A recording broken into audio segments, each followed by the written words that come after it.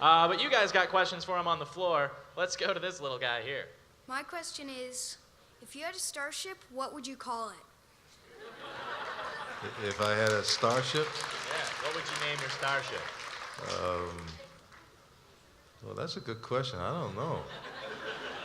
Something art-inspired, or after one of your grandkids, maybe? Yeah. Yeah. Finnegan and Lucy. Those are my grandkids. You just got to add like a number at the end. Finnegan and Lucy 3000. Sounds like a... Yeah, that sounds much better. All right, Doctor. Okay, Sounds like a production. My question is, if you could be any other Star Wars character, who would you be and why? No, Lando is it for me. That's it. You know what? I've done a lot of these panels with actors, in Star Wars, and when asked that same question, they all say Lando. Like, that's who they'd want. I'm like, I always wanted to be Lando. That was a great character. So. Are you serious? Yeah, I'm serious. Oh, wow. That's cool. I think Carrie Fisher said it at Fan Expo this year, if I'm not mistaken. Well, there you go. if not Lando, I want to be Princess Leia.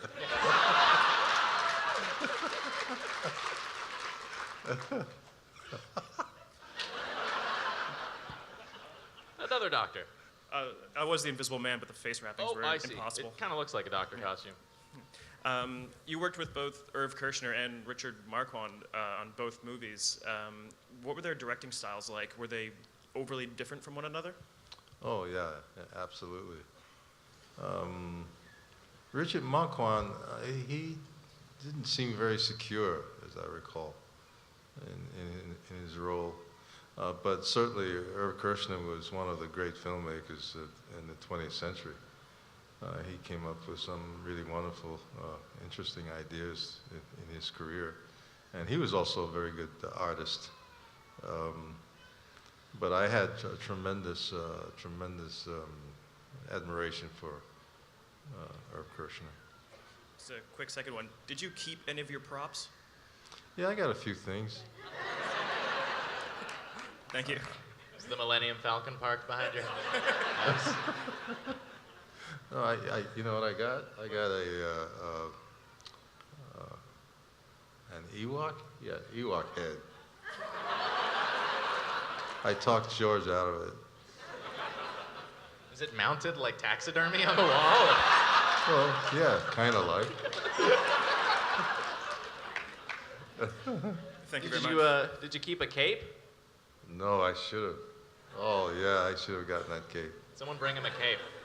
Get on that. All right, thanks. I have a question, and I was wondering what it was like working under Tim Burton for the Batman movie.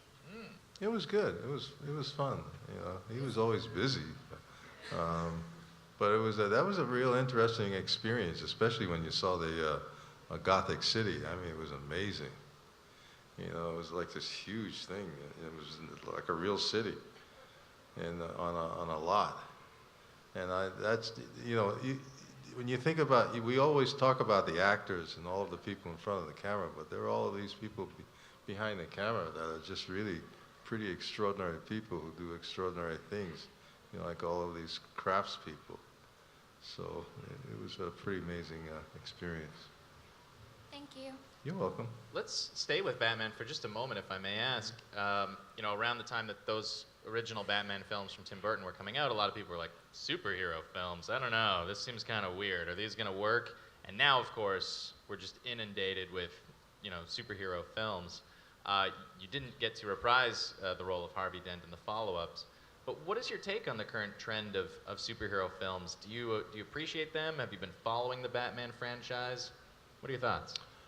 Well, I haven't really been following any of it, but they're very entertaining, obviously, and you know, people really enjoy them. So it's just an extension of reading a comic book. You know, so now you can see it all, and I think eventually what's going to happen is that we're going to have hologram characters. Instead of seeing people on the screen, we're going to be sitting in the audience like this, and you'll almost kind of interact with what's going on in telling a story. That's where we're going, boy. All right, back to the floor. What was your, did you, sorry, I'm a bit nervous. What did you think of your experience doing Lando Calrissian again for the Robot Chicken Star Wars specials? Oh, well, I had a lot of fun with that. Seth Green, those crazy people, writing all that crazy stuff. Although there was one Robot Chicken thing that I did where I was in a supermarket. Oh, Yeah. That was pretty fun. That was as a You were result screaming of. over the Tic Tacs. Yeah, because I'm always running into people. I remember I had one little 10-year-old kid who accused me of betraying Han Solo. I mean, and I said, my God, if this kid had a gun in his hand, I'd be dead.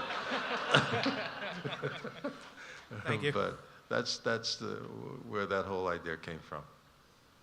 Well, thank you very much. Hi. I'd like to start by saying you're the highlight of my Hal-Con experience, and thank you so much for coming. Oh, thank you. Also, you did a cameo on Modern Family, which is one of my favorite shows. How did that come about, and how did you enjoy it? Well, they asked me to come on, and you know, I do a lot of these shows where I come on and cameos where I sort of parody myself, which I don't mind doing because I think I'm a walking absurdity anyhow. So it's fun for me to get up there and make fun of myself. So.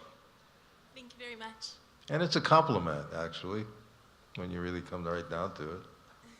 Do you think that, you know, your depth of talent is perhaps what leads to the fact that you're often asked to play yourself, cameo as yourself? Because, you know, people think of you as Lando and, you know, the spokesperson for Colt 45, but you're not just characters. You yourself are, you know, an artist who's interested in a great variety of things. Do you think that that has let you transcend sort of being just an actor and into sort of an icon? I don't know how these things happen. They just happen.